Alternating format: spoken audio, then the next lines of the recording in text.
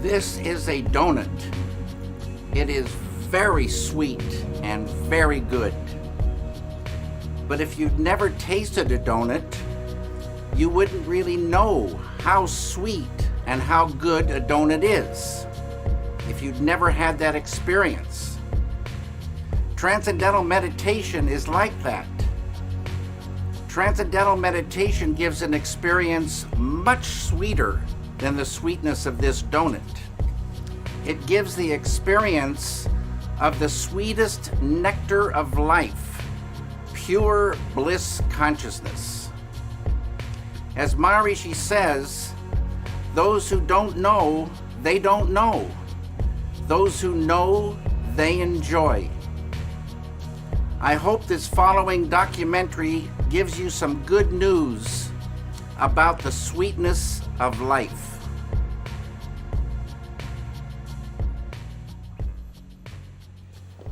Donc, on tourne en fait là, hein, donc tout va bien. So, David, the Maharishi teaching in your life. Are we rolling? We are rolling. Oh, okay. The Maharishi teaching in your life, how did it all start? Can you tell us the story? Yes.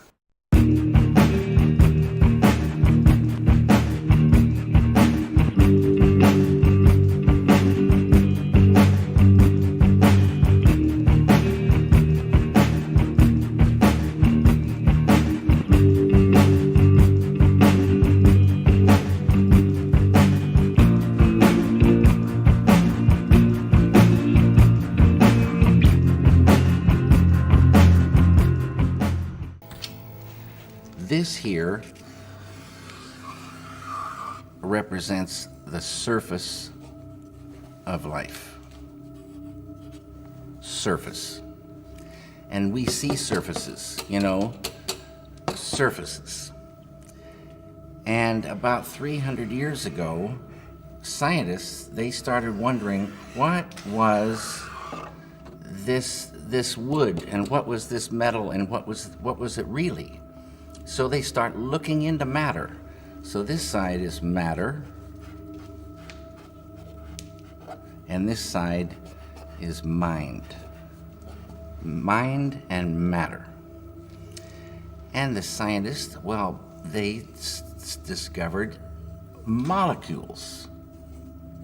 Deeper they went, and they discovered these atoms. And like I say, they thought that was the smallest particle for a long time. All these things we learn about in school. They went deeper, and they find inside the atoms these little electrons and neutrons and protons. And they went deeper and deeper and deeper, smaller and smaller particles, smaller and smaller particles. They found 4 forces. On a deeper level, the 4 became 3. And on a deeper level, the 3 became 2. And then, about 30 years ago, modern science, quantum physics, discovered the unified field. The unity of all the particles and all the forces of matter, of creation. Not only did they discover the unified field, but they found that everything that is a thing emerges from this field of no thing.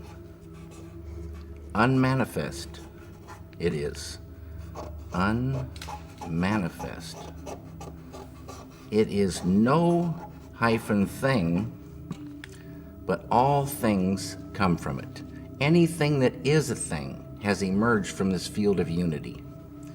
It's oneness.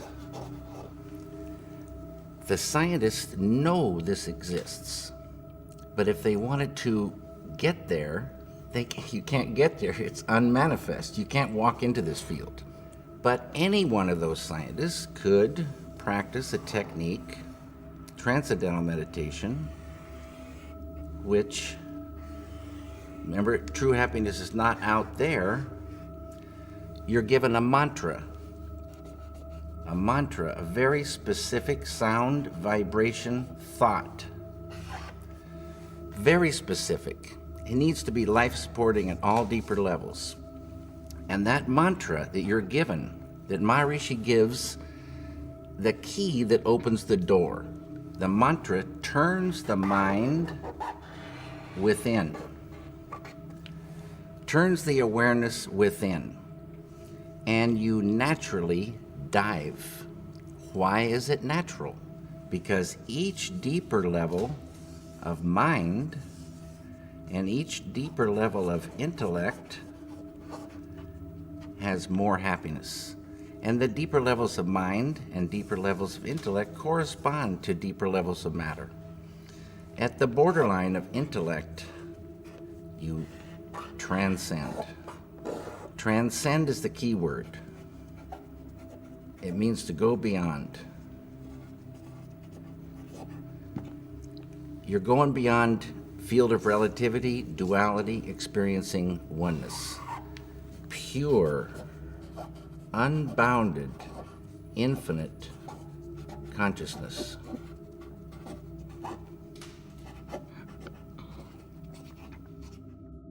This consciousness has qualities: infinite creativity,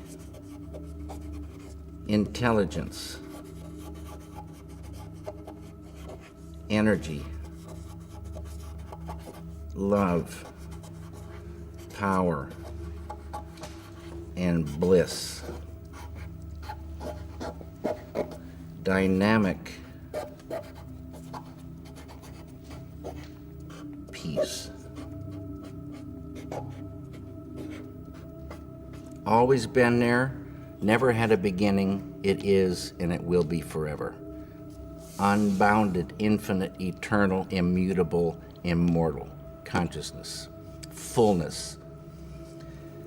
Any human being can experience this easily and effortlessly with Transcendental Meditation. Transcendental Meditation is just a vehicle to get you here.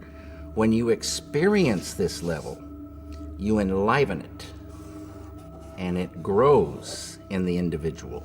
So if you started with a ball of consciousness this big, everyone has consciousness. Consciousness is the way to understand consciousness. If you took it away, you'd see what it really is. If there wasn't any consciousness, we wouldn't exist. And if we did exist, we wouldn't know it. It's the I amness of life. It is life itself. Tied to consciousness is all this: creativity, intelligence, energy, love, power, bliss, dynamic peace, all positive, light of unity, all positive. You experience this level and you enliven it, and this ball of consciousness that you thought was just going to stay the same for the rest of your life starts expanding, and these qualities expand. So day by day, you're growing creativity, intelligence, love, energy, and this ball of consciousness is now expanding, and you're owning unconscious or subconscious more and more and more. Side effect of the growth of this consciousness is negativity starts to recede, tension, write all these things, stress, anxiety, sorrow, depression, anger, hate, fear, all starts to go. Can't live in the light of this. In schools, when there's stressed anxiety, horror stories, depression, so many people on pharmaceutical drugs, suicides, shootings, stabbings, you give a student this technique. It's easy to do. It's not concentration, it's not contemplation. Concentration, contemplation keep you right on the surface. You're not transcending. It's this field that does everything for the human being. This field. And You experience this field when you really get there and transcend. This is transcendental consciousness. It's, there's so many names for this field. The Tao, Kingdom of Heaven, all these names for this one field, the absolute, totality. In Vedic language, this field is called Atma. A-T-M-A, means the self, with a capital S. Know thyself. Get there. Know it by being it. Unfold it. And what you're doing is unfolding your full potential as a human being. Your full potential of the beautiful human being is called enlightenment. And people can unfold their enlightenment. And man, you are not angry anymore? No, I told you, that anger lifted away without trying. Poison to the artist, poison to the environment, poison to the human being, lifts away without trying. But it's not that you become numb and sleepy and don't want to work. You get more energy, more enjoyment of the doing. And negativity lifting means that conduit of the flow of ideas, the flow of creativity, is not cramped by that. Negativity restricts that flow. So, and you can still have righteous anger, being very strongly for something or against something, beautiful. But the kind of anger that is just bitter, just like selfish kind of anger, no one wants to be around this kind of person, and the person's poisoning himself. The person can't work so good. That's mind control. Negativity is really mind control. Depression controls the mind now. Can't work. Anger controls the mind. You can't work. Sorrow. Some people hold sorrow for years. And you want to visit them and cheer them up, but it doesn't do anything. You get them the chance to transcend and watch what happens. Sorrow will lift away. They'll be back on the road. You started 34 years ago to go deeper and deeper into that spiritual journey. But it's lately only that you decided to go public about it more and more. What was the ignition point, or in your life or in the world, that made you want to talk about it? What happened? This right here. Water the Root Peace Creating Group. This one here, I don't know where Over my there. pen. This is the individual here, and the same phenomenon happens with a group. Lots and lots of people, square root of 1% of a population. So, like I said, for France, 750 to 1,000 do the thing. A group, quadratically more powerful than the same number scattered about. And this is a thing, like my friend Dr. John Hagelin says, if you have two loudspeakers and they're separated, you have one volume, you put the two next to each other and you got the equivalent of 4 loudspeakers. You put 3, you've got suddenly the 9. It's called constructive interference. It's a real thing. A group, close, doing the program, advanced techniques.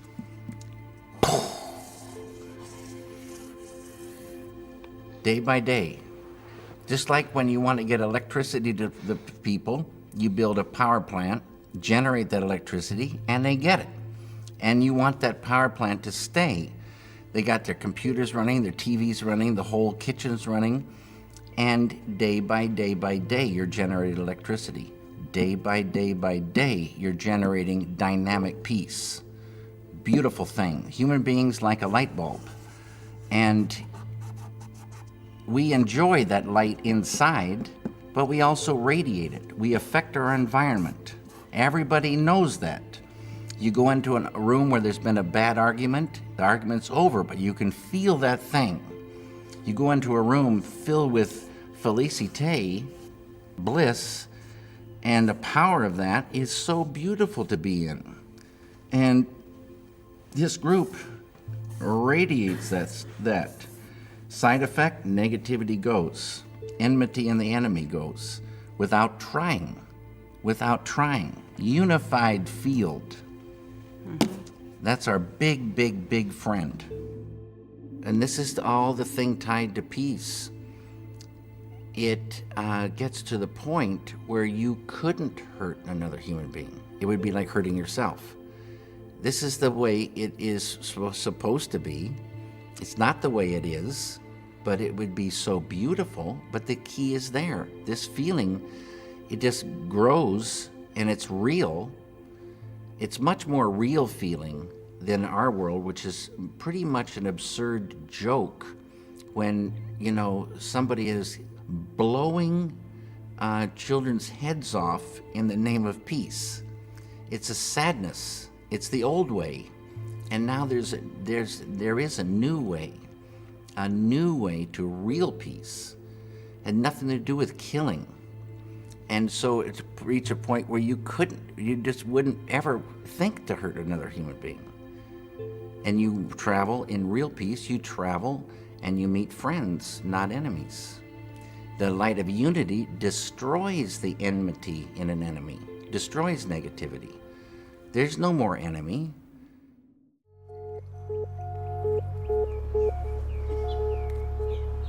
I hope you enjoyed this documentary. Thank you very much. And I wish you all the very, very best.